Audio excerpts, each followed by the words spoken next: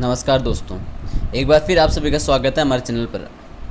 आज हम कर रहे हैं कक्षा 8वीं में प्रश्नमाला 2.2 का चौथा सवाल। ठीक है, देखिए चौथा सवाल क्या कह रहा है आपको। दो संख्याओं का योग 95 है। यदि एक संख्या दूसरी से 15 अधिक है तो दोनों संख्याएं ज्ञात करो। ठीक है, देखिए इसको स्टार्ट करते हैं, कैसे करेंगे। ठीक है, माना पहली संख्या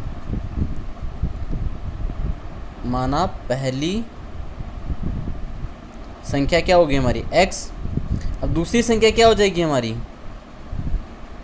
देखो क्या बताइए, यदि एक संख्या दूसरी से 15 अधिक है तो दूसरी संख्या क्या होगी हमारी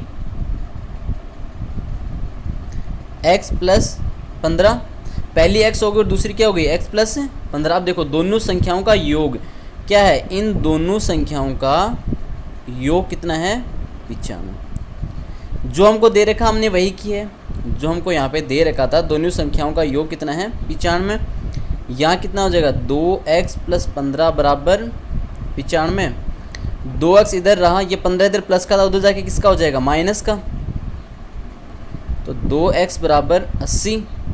तो x बराबर क्या आ गया 40। तो देखो x बराबर अगर 40 आ गया है तो पहली संख्या क्या हो जाएगी आपकी, पहली संख्या होगी 40 और दूसरी संख्या दूसरी संख्या 40 प्लस 15 कितना हो गया आपका 55। अब देखो क्या इन दोनों संख्याओं का जोड़ 95 होता है। 40 और 55 को जोड़ें तो 40 प्लस 55 बराबर 95 होता है। जोड़ के आप चेक कर लो भले, अगर यह होता है तो आपका सवाल सही है। 5 5 और 4 9 95 होता है। इसका मतलब क्या आपका ये वाला सवाल सही है। अब करते हैं पांचवा सवाल। चलिए अब करते हैं दूसरा सवाल। दूसरा सवाल क्या है आपका, देखिए दो संख्याओं में अनुपात कितना है 5:3 है। यदि उनमें अंतर 18 हो तो संख्याएं ज्ञात कीजिए। ठीक है, इसका हल करते हैं अब हम। यहाँ लिख लीजिए आप हल। ठीक है, माना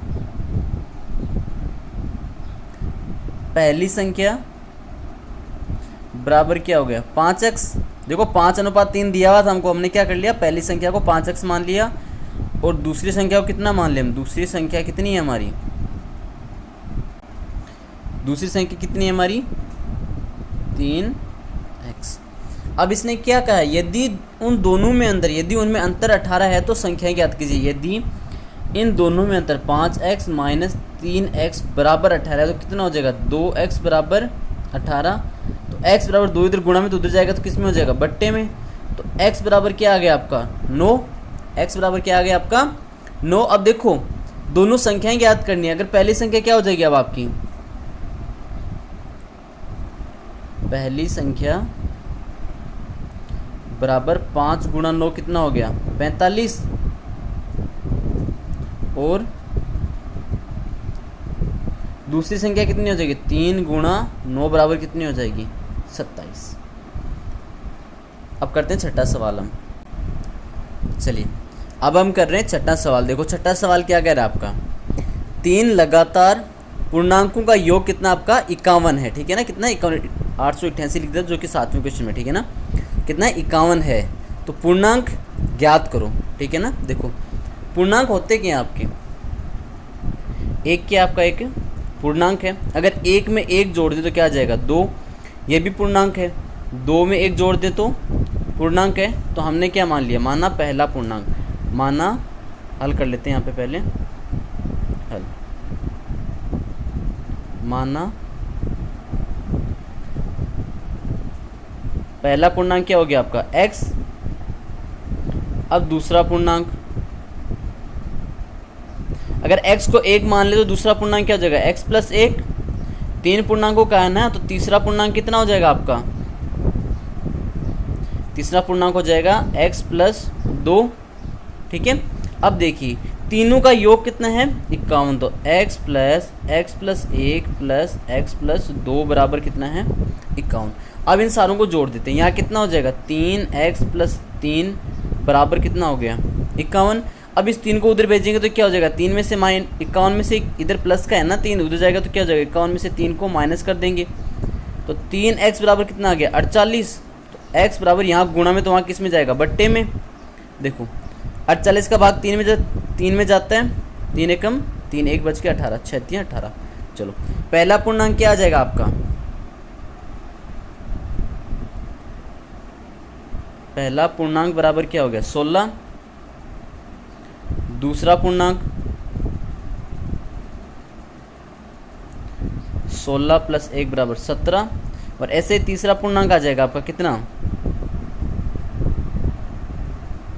तीसरा पूर्णांक कितना हो जाएगा x + 2 था ना, तो 16 + 2 बराबर क्या हो जाएगा 18। ठीक है, ये था आपका छठा सवाल। अब करते हैं सातवां सवाल। हम अब कर रहे हैं हम आपका सातवां सवाल। देखिए सातवां सवाल क्या कह रहे हैं, 8 के 3 लगातार गुणनजों का योग 888, तो गुणनजों को ज्ञात करो। ठीक है ना, 3 लगातार, अब 3 कौन से वो हमें नहीं पता। ठीक है, माना पहला गुणज, हल कर लेते हैं यहाँ पे, हल माना पहला गुणज x हो गया। अगर x बराबर हम 8 लेते हैं तो 8 क्या 8 का गुणज नहीं है, अगर 16 लेते हैं तो भी 8 का गुणज है। वैसे अब क्या लेंगे हम, दूसरा गुणज, यहाँ क्या लेंगे दूसरा गुणज। दूसरा गुणज क्या हो जाएगा x + 8, क्योंकि अगर x को 8 मानते हैं तो 8 में 8 जोड़ेंगे 16, वो भी क्या है 8 का एक गुणज है। वैसे ही तीसरा गुणज मान लेंगे हम। अब तीसरा गुणज क्या हो जाएगा आपका, x + 8 हो गया, तीसरा गुणज हो जाएगा x + 16। अब क्या है, 8 के 3 लगातार गुणनजों का योग 888 है, तो गुणनजों को ज्ञात करो। इनका जोड़ है, इनका योग x + 8, यहाँ पे हो जाएगा x + 16 बराबर 888। अब देखो क्या करें, x कितने x हो गई 3x प्लस ये कितना हो गया 24 बराबर 888। 24 इधर प्लस का उधर जाएगा तो माइनस का, 888 - 24। अब देखो जब इसको घटा देंगे हम, 8 में से 4 गए तो 4 बचे 6, और यहाँ पे 8, यहाँ पे हो गया 3x। तो x बराबर, ये 3 इधर बट्टे में गुणा में है ना, आपको इधर आएगा तो किस में हो जाएगा बट्टे में। देखो 3 एक में 3 दूनी 6, 2 बार गया भाग। ठीक है, फिर 2 बच के 26 कितने बार जाएगा 8 बार, फिर 2 बच के फिर यहाँ जाएगा 8 बार। ठीक है, पहला गुणज क्या हो गया आपका 288, यहाँ पे कर लेते हैं अब हम पहला गुणज, x बराबर कितना हो गया आपका 288। वैसे ही दूसरा गुणज निकाल लें, x + 8 था ना आपका, तो 288 + 8 कितना हो जाएगा आपका 8 और 8 16 होता है, 96। तीसरा गुणज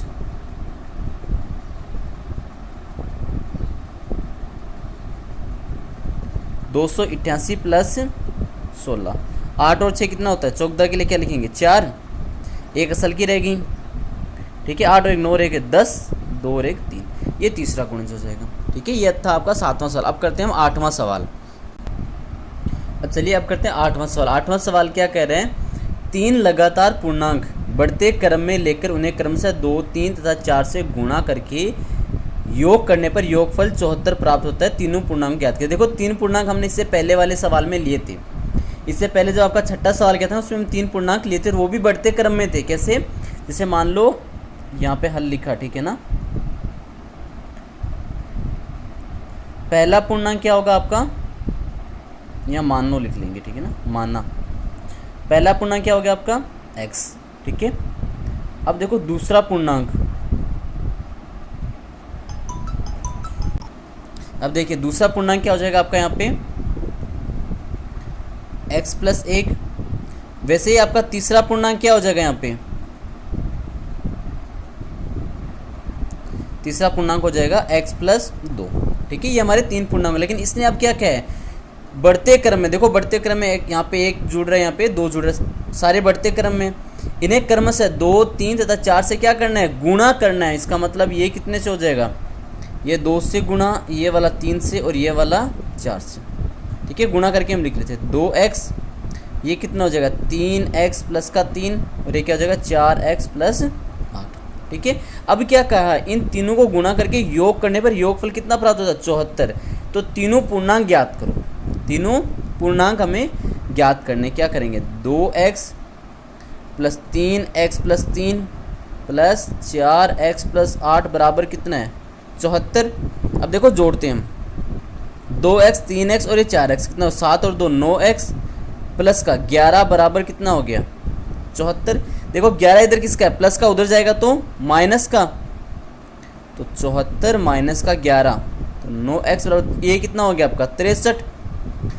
74 में से 11 घटाएंगे तो 63 आएगा हमारा। अब देखो 9x बराबर क्या करेंगे 63 ना, तो x बराबर 9 इधर गुणा में तो उधर जाएगा तो किस में हो जाएगा बट्टे में, तो x बराबर कितना मान आ गया आपका 7 का भाग, सॉरी 9 का भाग था, 9 का भाग, ठीक है ना। 9 का भाग 63 में कितनी बार 7 बार, ठीक है ना। 7 बार चला गया तो पहला पूर्णांक क्या हो जाएगा हमारा,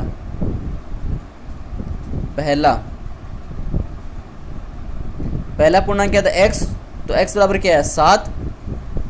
दूसरा पूर्णांक देखो, दूसरा पूर्णांक क्या था हमारा x प्लस 1 ना, तो कितना हो जाएगा 7 प्लस 1 बराबर कितने हो गया 8। और तीसरा